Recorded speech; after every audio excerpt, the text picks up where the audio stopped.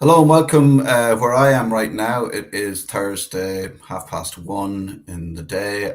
You could be watching this or listening to this anytime, but you're very welcome. Today on Moth News, we're joined by Noeleen Eustace, a mother from Newbridge, County Kildare, up the bridge.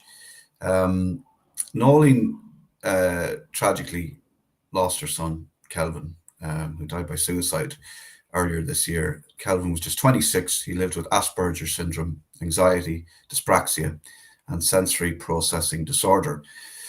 And over more than a decade, Noeleen says she fought desperately to get him the help he needed. We've heard this story before.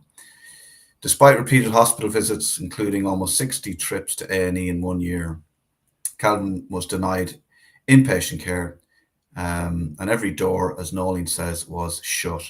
Now, through her campaign, Kelvin's Amendment, she's calling on the Irish government to include dual diagnosis. That's where a person experiences both mental health and substance use issues in the forthcoming mental health bill, and to finally reform how the system responds to people in crisis.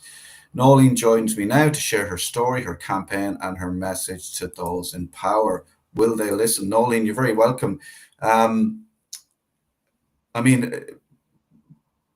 I love what you're saying because I don't think people see the connection between struggling mentally. People do not make that connection between struggling mentally and substance abuse.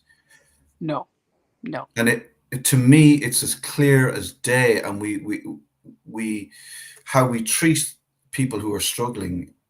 Let's only talk about Ireland because I mean it's all over the world. But how we treat them, we look at people who are struggling with substance abuse or whatever way you want to frame it. Me, I think they're just medicating to get through life. Mm, I don't even like the word substance. I don't like the word term abuse. I think when you see somebody struggling, for me, it's a sign that they can't get the medication they need from the people they need, so they find their own medication. That's substance abuse to me. It's not. It's medic. It's You're dealing with clever people who will find something to help them stay alive, basically. So 100%.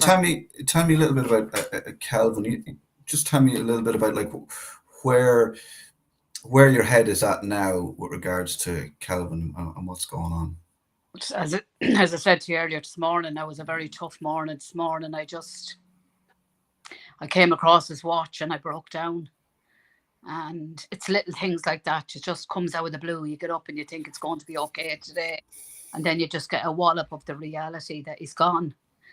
Um, and you said there about the substance misuse. He would have said to me very, very clearly, he would have had times where he was not using and he wasn't, there's that perception of the user is a down and out. There's lots of people using in their homes today, in their jobs, it's on trains, on buses, like Yeah.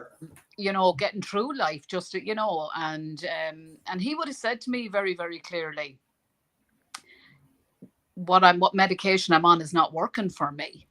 And prior to him passing away, he was on a very, very high dose of an antipsychotic. And it didn't work. It wasn't working. Now, our doctor was amazing, but their hands are tied to a degree. They can only do so much because they're a general practitioner. But he, in my opinion, was psychotic a few days before he died. That's my experience of how he was and how he presented, because the last few days was very, very, very, very tough on all of us. Um, and he went off then on. I couldn't have him here on the Thursday night, and I said, just give us all a breather. And he was going to stay with his friend, and his friend's grandmother died, and he ended up then staying in the hotel. That's where he died. But he would have said to me on numerous occasions, I can't get clean. I can't live sober, Ma. I can't live without something. I just can't. I can't live with these. Like he would have described it. And I haven't said this in an interview, I suppose, because it hasn't come up. But he would have described that he would have seen like visual snow all day long some days. He would have seen 5 of my hands going in front of him. And he would have said to me at times, I don't know if I'm actually real, if this is real conversation or not. When he was having a conversation with his own mother, like Mhm. he was that disassociated at times. And that was going on for a good few years. Like it would have been going on 8 or 9 years. Like, now imagine trying to live with that on a daily basis. Can you imagine? Like, it's hard enough for a so-called normal human being to get up and face the world. The world can be a difficult place to be in. I do often say just going to Tesco for me sometimes to deal with human beings can do my head in. Can you imagine? So, Can yeah. you imagine trying to be a young person, finding your identity, finding out who you are with all of them conditions that you mentioned, and then that thrown in on top of it? You know, I often think now, I don't think of it very often, but I hope I actually end up in this place where I say he's better off where he is because it was a hard place for him to be untreated. Like, do you know? Yeah. Was it selfish of me to want him here living like that on a daily basis? Because Mm. I can only imagine why he must. And I, like, you know, there's days when I cry my eyes out and I think the pain that has been left behind because of suicide must far must be far less than what he was going through on a daily basis. Because I read it recently. I think I'm doing the hug workshops, and they're the national organisation for those bereaved by suicide, and 135 people are affected by suicide after one death. 100, Wow. 135. Like, that's some amount of people. Like, so for me, around, it's not only the awareness around the crumbling life you're living when you're dealing with somebody with all them issues when they're living, and then the aftermath of when they're gone. I don't think our policymakers realise how this is affecting people's lives on a daily basis. I even said it on News Talk the other day, like, my daughter was older. If you have two smaller children in a household with a mother and father trying to manage the symptoms of somebody dealing with that on a daily basis, that's a child protection issue. That's the nuts and bolts of what it's doing to families, like, when somebody is that unwell. Mm. I actually had a woman contact me recently. The amount of people that are contacting me, and she said to me, her son has an intellectual learning disability and he's abusing substances, and she can't have him in the house because of having a smaller child, and her heart is broke because she can't have him in the house because he has an intellectual learning disability and a substance misuse as well. But she can't have him in the house because she has a smaller child. Her heart is torn and there's nowhere for him.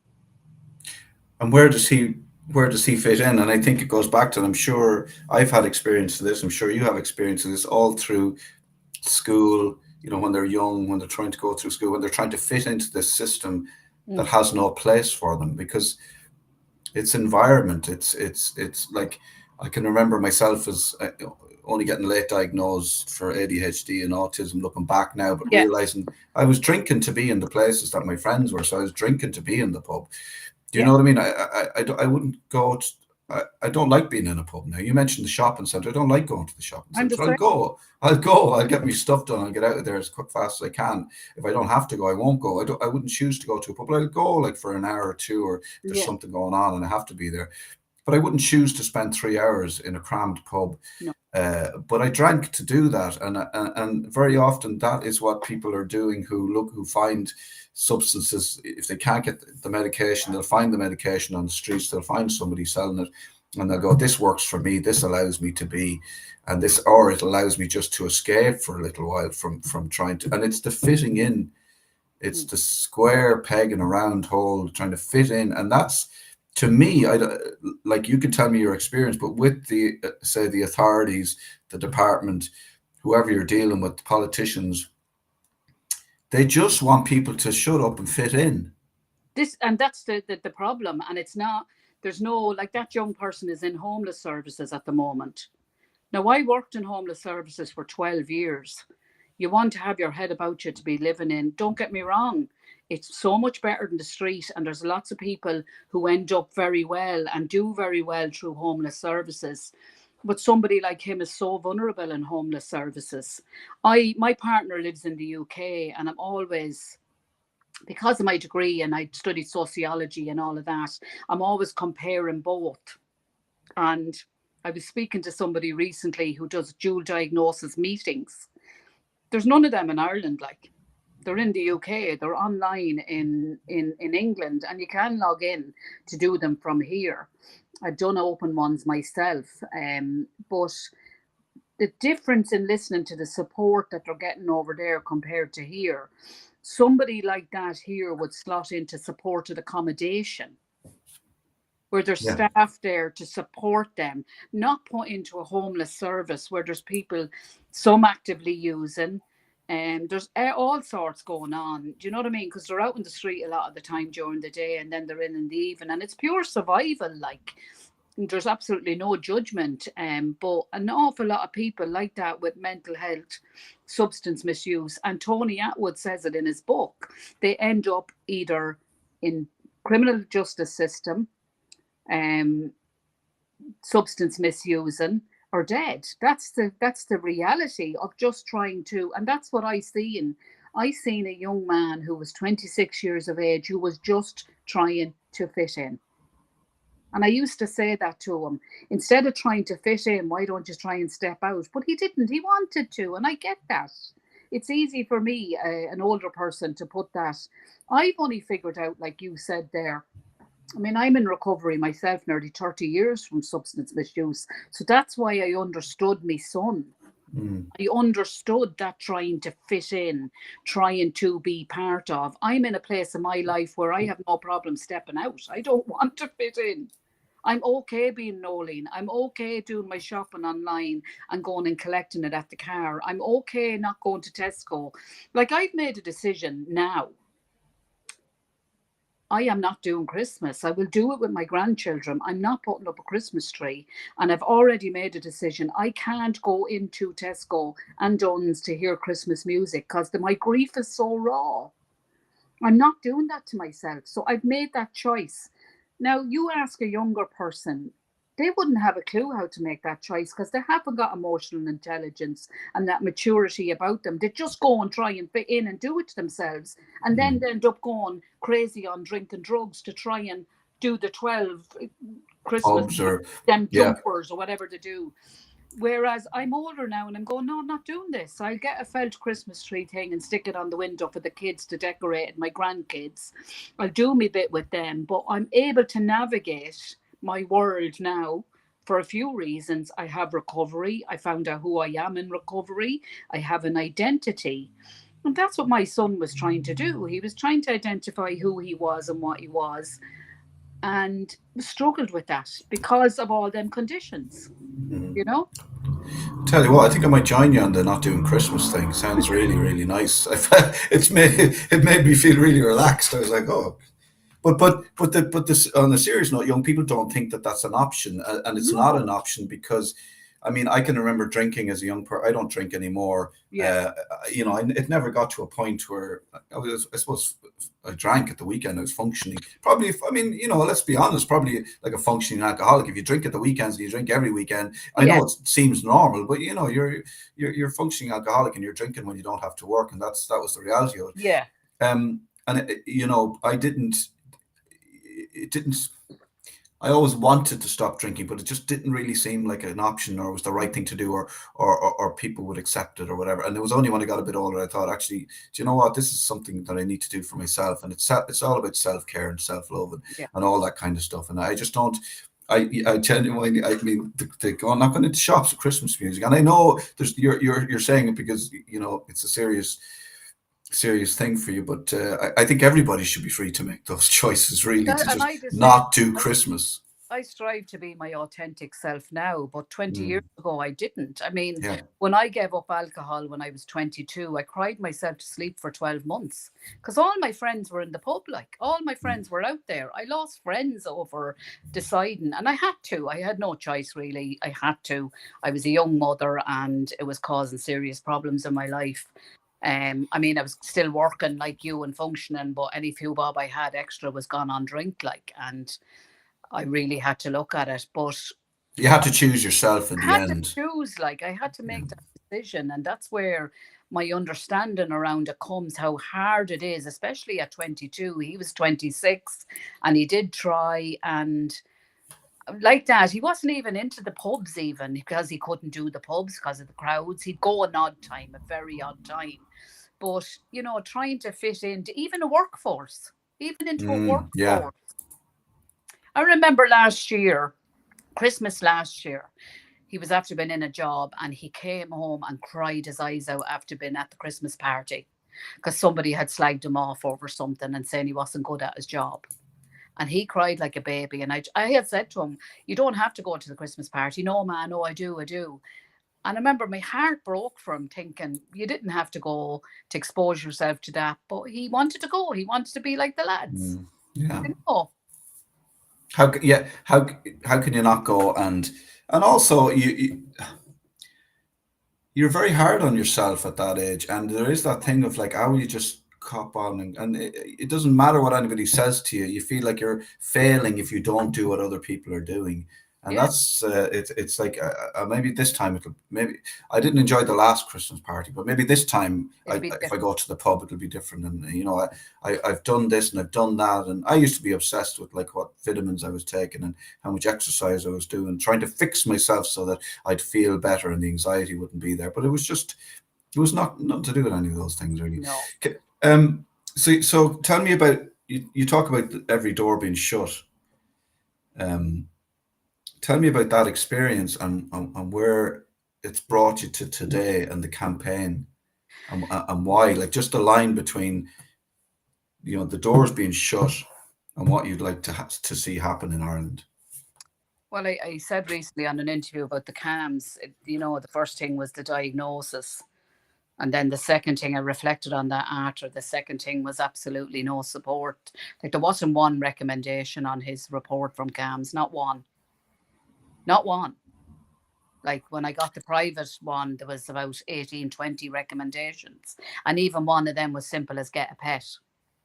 Get a pet, Yeah, like. but what are CAMs for, in your Child, opinion? child and adolescent mental health service.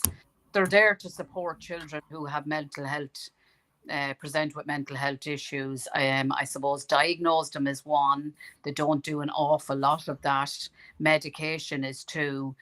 After that, now I have heard, I mean, and it depends on where you are with CAM. So it depends on the area you're in. So, like in some places, they might have an ADHD clinic. There's some of them popping up now, but they're only new. But like regarding Asperger's, I did hear of one Asperger's group, which totally to me just somebody with Asperger's struggles to go into a group. Yeah. And I'm like, why have you set up an Asperger's group? Whatever about a group down the line, but get them on a one-to-one first and then maybe move them into a group. Do you know? I mean, it's just like it's the last thing someone with Asperger's wants is to go into a group. Yeah. Because It is that thing of like people with ADHD look for support and they send you 4 forms to fill out. I know. Yeah. And the only way of accessing support is if you fill out all of your information over 20 pages. And it's like, I can't do that. Yeah. And that's the difference, I think, between really in the English system and the Irish system, from what I'm comparing and what I'm seeing, and from talking to parents over there, because I have a few friends over there now. Like the difference is unbelievable, Do you unbelievable. think do you think cams are fit for purpose? Like I know what This it says moment over in the time, door. no, I know no. what they're supposed to be, and is it just because they don't have the funding? We're not gonna blame staff here, but Yeah, no, you no. have, Staff are amazing. It is like that. I mean, Kelvin never got an OT assessment the whole time he was in CAMS, and that was 12 years. And he ended up in the psych unit when he was 16, nearly 17, and I had to get a solicitor involved in that to try and keep him there. And that's when they done an OT assessment, and he was 3 months off coming out of CAMS.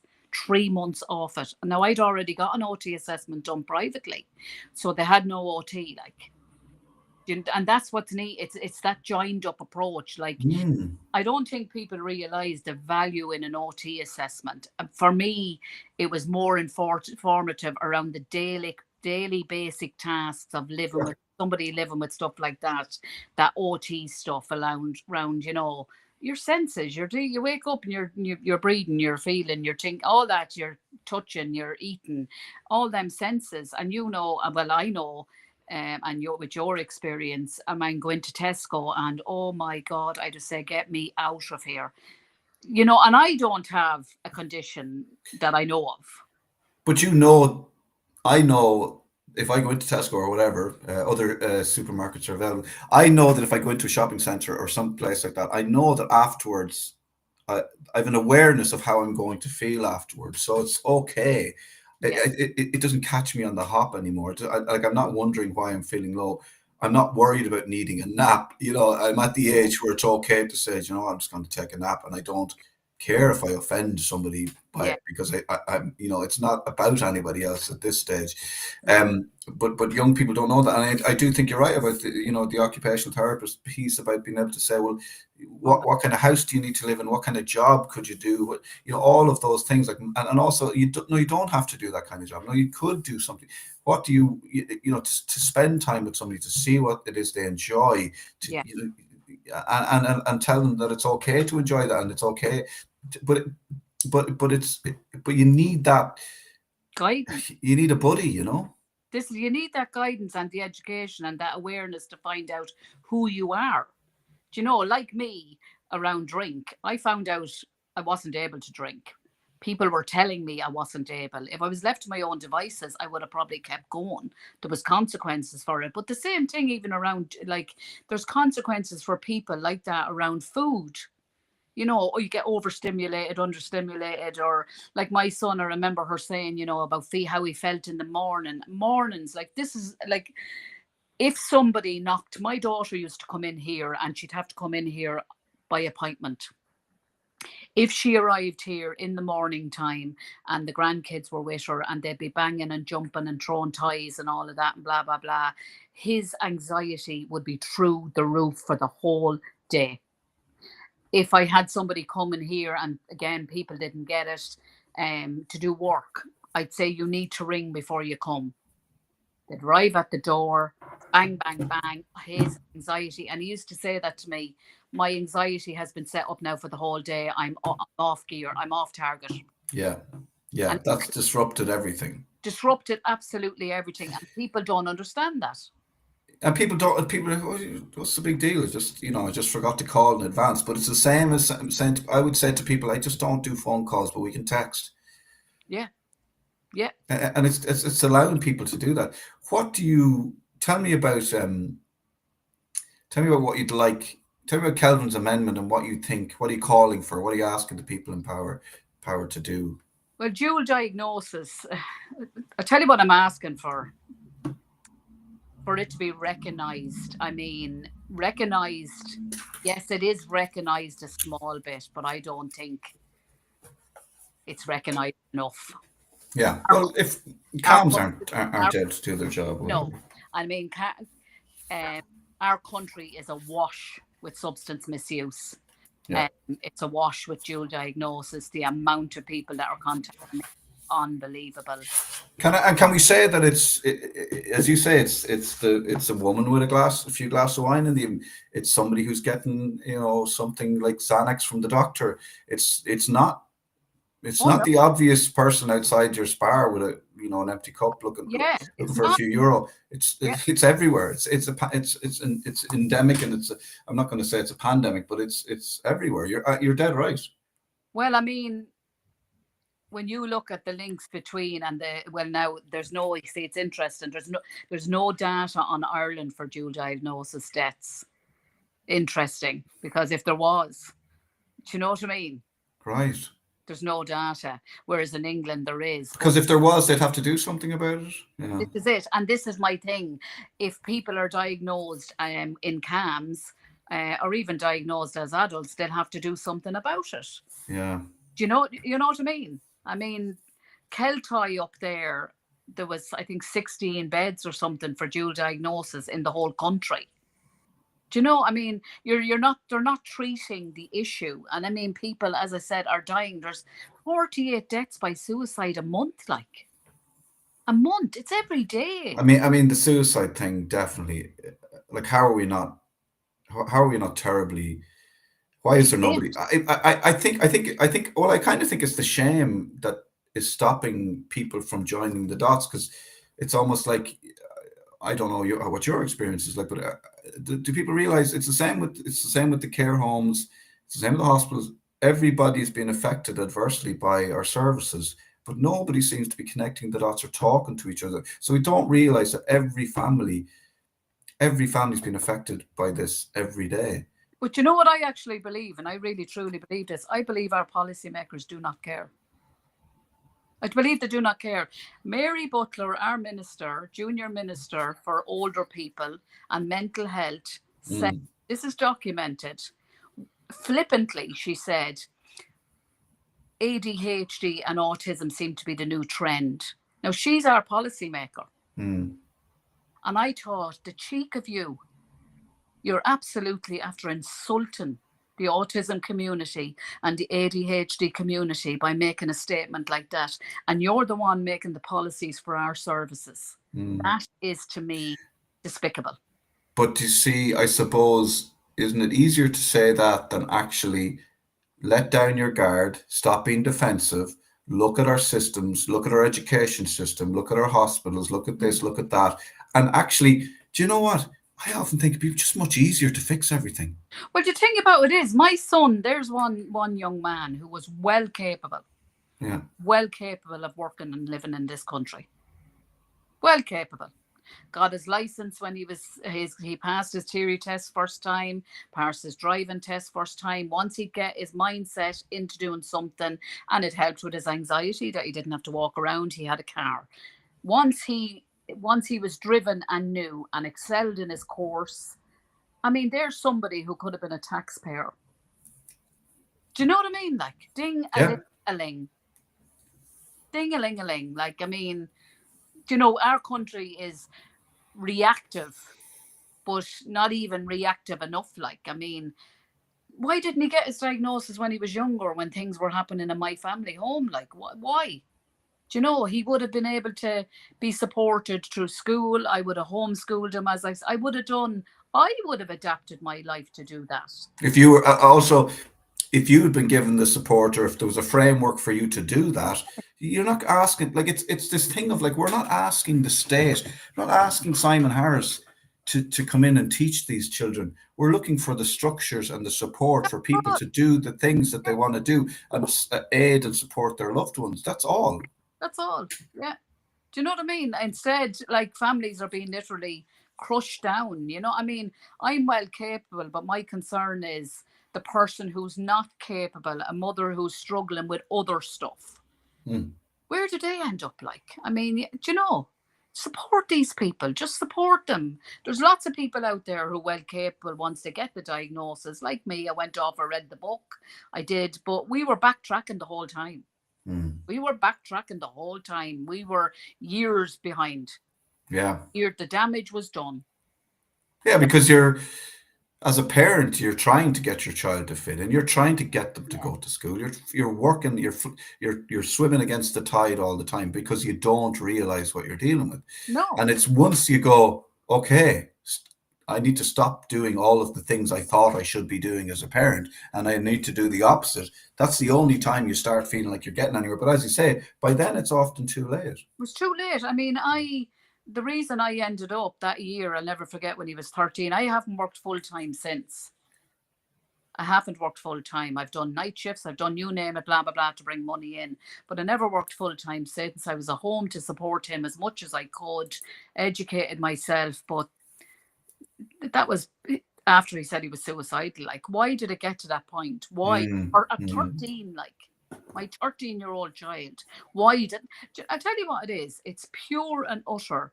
They talk about abusing children in orphanages years ago and all the things that happened as part of our history. They're doing it sneakily now. It's sneakily being done. It's a pure Yeah. and utter. If I was treating my child the way the system has treated my child, he would have been taken off me. It's neglect and it's emotional abuse. That's exactly what it is. Yeah. Not It's, I mean, I can't, I 100% agree with you. And I think that if young people were seen as proper, like it's seen as almost like if we look to young people in Ireland as a race, Mm. there's almost like this apartheid system. Yeah. They're second class citizens.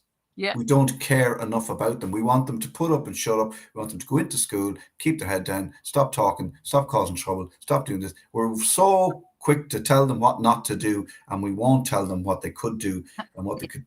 I know there's exceptions and there's great people Yeah. out there, and there are great, and children do find, enjoy the system as it is, but it's not for everybody. But there's not enough questioning of what is it you want to do. It's more like, well, this is what you're going to do, and put up or shut up. Yeah, and I really don't think that we treat our children. You see maybe in Spain, you might see how the children are part of the community and the family and everybody. It's all. I think it's still a hangover from possibly from the famine and institutions and the shame of the church, and we definitely are, and that goes back to this whole autism, ADHD is a trendy thing. If we look at our history, we can fairly quickly realize why we might have mental health issues in this country, and it's so obvious, but Yeah. nobody in power wants to admit it because what? Money? Yeah. But I don't know how they're not embarrassed.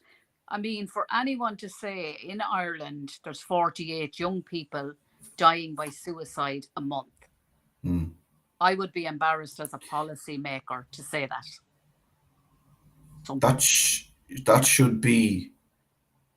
That should elicit the same reaction as COVID did. I've said that 150%. If them numbers were around COVID, total different. Yeah.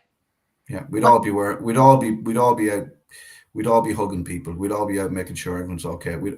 Instead of masks, we wouldn't be making anybody. If we all down tools and stop trying to prove that everything is okay. I listened to a podcast last night about this terrible smog that descended on London in the 1950s or something, and it was putrid. It was yellow. People couldn't see in front of their face. There was cars crashing. There was people dying. The hospitals were full. The ambulance couldn't get to people. Couldn't get back to the hospital. It was absolutely terrible.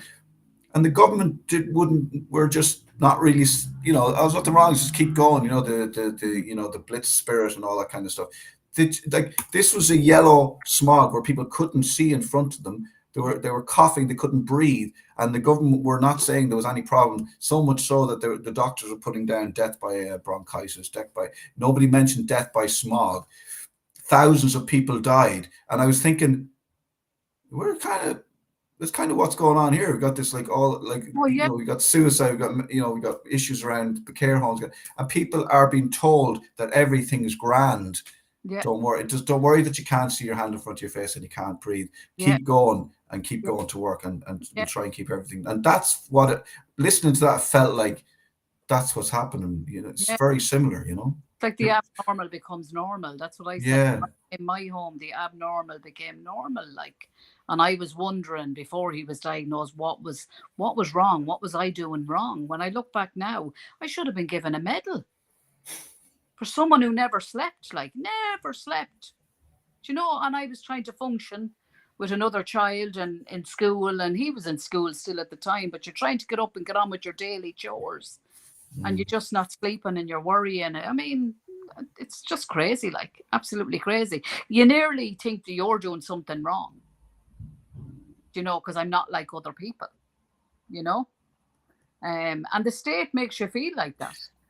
But the other thing is that we're all living the lie that we think a lot of this stuff is happening behind closed doors, and people are coming out and presenting, like everything's fine. And that's also in our history of what happens in the house stays in the house, and we do, and we present and we turn up at mass, we're all dressed in our finery, and we all say everything's grand and everything's right. But if people were just a bit more honest, a bit more vulnerable, and we're allowed to say, Jesus, my life is a dumpster fire at the moment. I just can't put anything out, and I'm firefighting, and I can't get to grips or anything, and I'm just really struggling. I can't get any sleep. And those conversations, and we talk about mental health in Ireland, and we talk about the message is it's good to talk, and you should talk and talk, but nobody fucking listens. Excuse my language. Nobody fucking knows how to listen. I mean, this is it. Kelvin said to the psychiatrist in April, "I'm suicidal."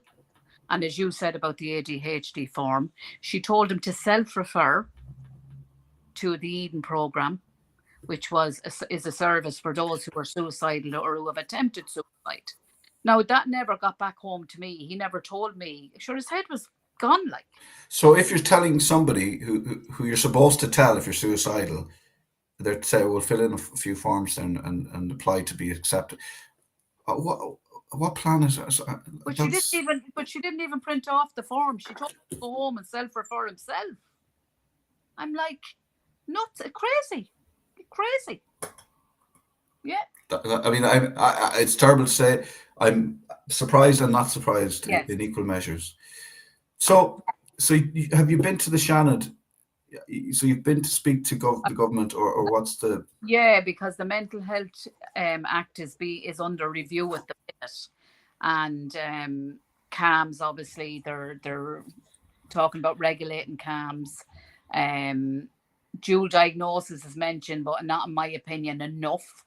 The minister's thing is there's no mental health diagnosis mentioned enough, but I mean, there's services in place for other diagnoses. There's no service, in my opinion. I mean, you go to a mental health service with a substance misuse issue and a mental health issue, the chances are very slim that you'll really be engaged. They won't really with you. They really, really won't.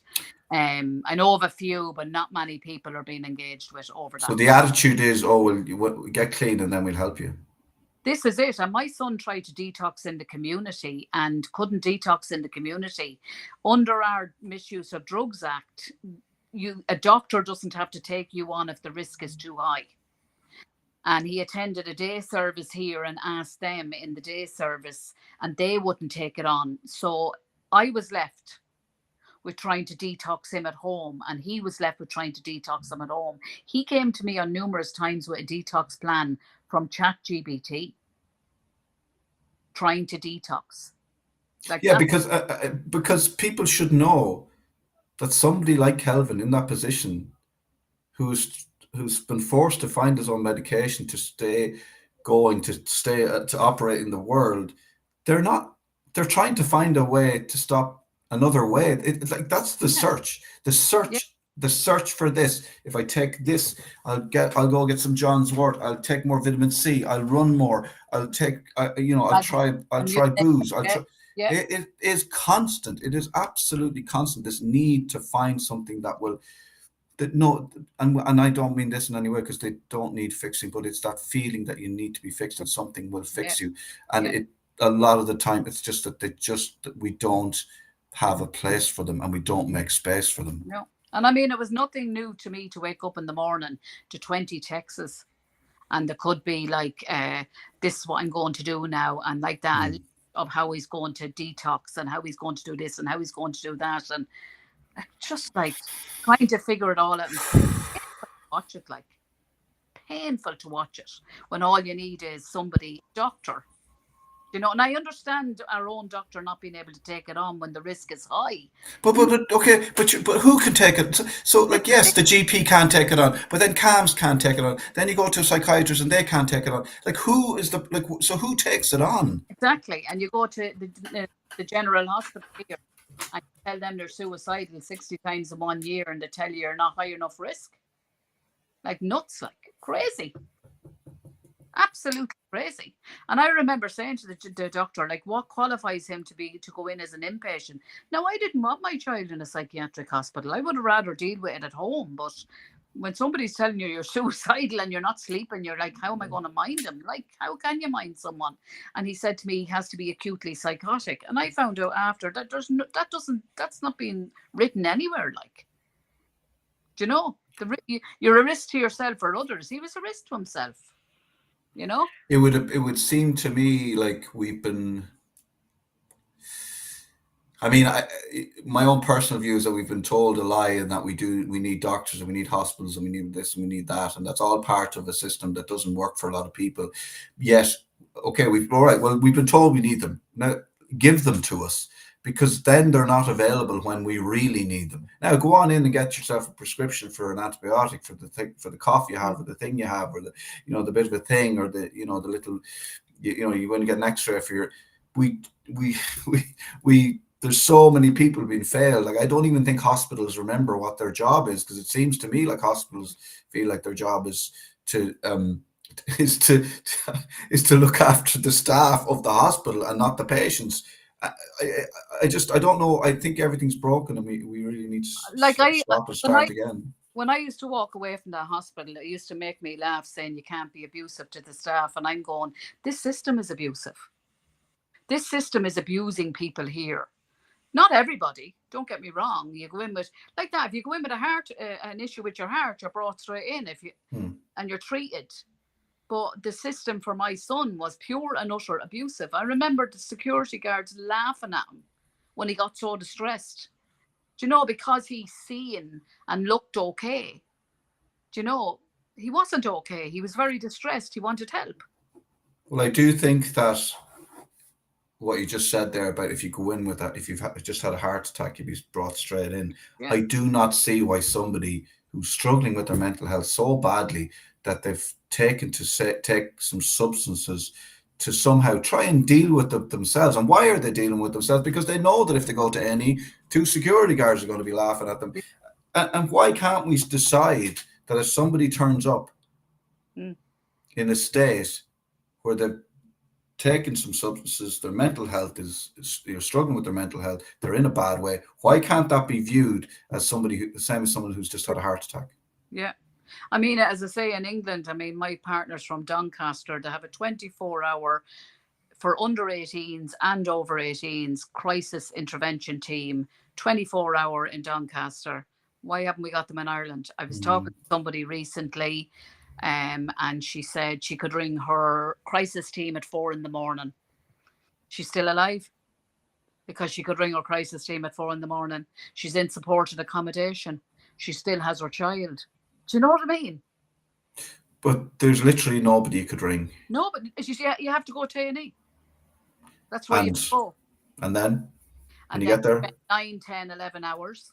and they look down on you because you might have a smell of drink on you, or you might have this, or you You might have have to be that, and ready. and there's judgments. There's judgment straight away, Oh, isn't it? 100%. I've heard conversations where pure and utter judgments and ignorance. I'm like, really and truly. Yeah. Oh, so ignorant some people are, you know.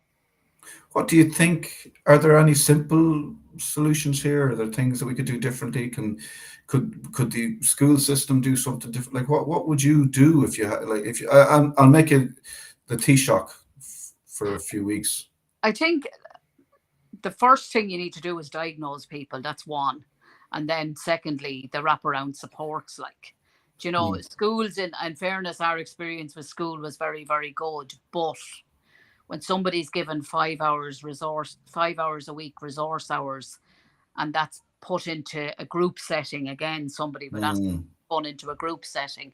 My son was bullied for attending the group because there was children with high significant obvious needs in the group, so he was bullied then because and he wouldn't go to the resource hours then, so then And 5 hours. that if I know the school, I don't know if it's the PBS or Yeah, the yeah, school yeah. I went to, and they're brilliant. But there's only so Oh, much. brilliant There's school. only so much they know. Yeah, There's only so much they can do. There's only so many yeah. resources, and they were like my experience with them was that they're a brilliant Oh, school, and they will they try and were help. But not. there's only so much a Yeah, school can do, and I can see exactly why you're going. Well, we have this brilliant resource here, but then you're not looking at the effect of going into being seen. Like it's a very similar situation with my son. He just didn't want to be seen going into that class. that and Didn't my want to be seen to be different. this is it again, that trying to fit in. And again, how do you tell a 14-year-old, and you know them 5 hours are going to do them the world of good, but eventually just ended up dropping out. Whereas again, the English system is far, far better. I mean, they copy England in a lot of things on policies. I've seen that happen over the years, but they don't Mm. they don't copy them on everything, but they could really do it.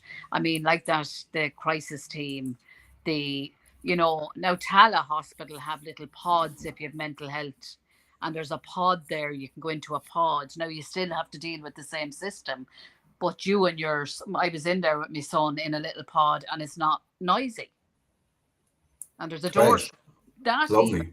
a very small piece. We need them on the streets. I'd step into one of those any Yeah, day for half an hour, you know. yeah. But I mean, I think it's not just a quick fix. I think one is recognizing the issue, two is dealing with the issue. It will take money, and it's again, but it's where do you start? You have to start Mhm. somewhere. We have to change something. Do you know what I mean? Because I 48 think, suicides a month is not good enough. yeah, I think like the smog in London, somebody in power has to say out loud, "We have a problem here. Problem. Yeah. People are dying, Well, and it's I all hands to the now pump." I will not be going away. Mm. I am not going away. I heard somebody I had questioned why I was doing this, with my son being gone so early.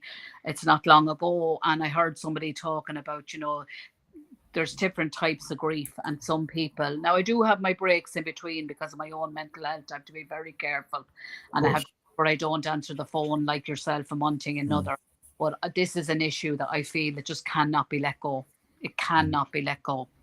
Would you see yourself running for election at some stage? No, no, You'll, definitely. you'll find another way of doing it. Yeah, somebody else said that to me. You really, and I said no, thank you very much. No, things look. I know my limits. I know my limits. I've had, and it's not a poor me. I've had an extremely difficult last 15 years, and I've health issues, and I need to look after myself. But when I can talk and I have the energy, I will be hanging on to this one. I won't be letting it go too easy. The only way to deal with it. Yeah. Well, listen, if we can help in any way, or there's something going on that you want to talk about, there's a platform for you here. So do Yeah, stay in touch, brilliant. and best of luck with everything. Keep shouting and making noise when you have the energy. I totally get exactly what you're talking about. Well, And I can't shout about people's mental health if I don't mind my own. And I learned that. I've learned that, you know. yeah, you learned that the hard way. And look, at condolences, and it's going to Yeah, be. I know it's going to be a tough few months ahead. yeah. But thanks for talking to us, and yeah, just stay in touch, Thanks a and million for enjoy your the rest of your time. day. I presume you're going to have a nap now. I'm actually not. I have to go to the doctor's, and my granddaughter's downstairs, so I have her for the night. So we'll do a bit of artwork and watch telly tonight. So I actually get more healing from her now than she gets. Sh- she'll mind you. Exactly. Yeah, yeah, yeah. Lovely, lovely. Bye Okay, thanks very much. Thanks, Noeleen. Take it easy. Good bye. luck. Bye, bye, bye, bye. There you have it, Noeleen Eustace. I mean, you're hard to go. I mean, it's patronizing almost to say you're hard to go out to her. I mean, I don't know where we would start with how we treat people in this country. We just want everybody to be okay and to not be coming with issues, and they would be okay, but we're asking them to operate in a world that just isn't really fit for purpose. I would like to say at this point, if you know someone who's struggling, support is available through Samaritans on 116123, aware.ie or pieta.ie. And if you go to change.org and search Kelvin's amendment, you'll find Noeleen's petition. I presume that's still live. I really appreciate Noeleen talking to us, talking about, if you just joined us, she was talking about her son Kelvin and her campaign for Kelvin's amendment to a call to finally include dual diagnosis and neurodiversity awareness in Ireland's mental health laws. So that should be included, so that doctors or health experts don't get to just turn people away because they've been drinking. Of course, they've been drinking. Try being them for a little while. Anyway, thanks for joining us. We will be live tomorrow at 11 o'clock. If you're watching this live today on Wednesday, we're live every Friday at 11 o'clock. Interviews like this, shorter versions, news of the week.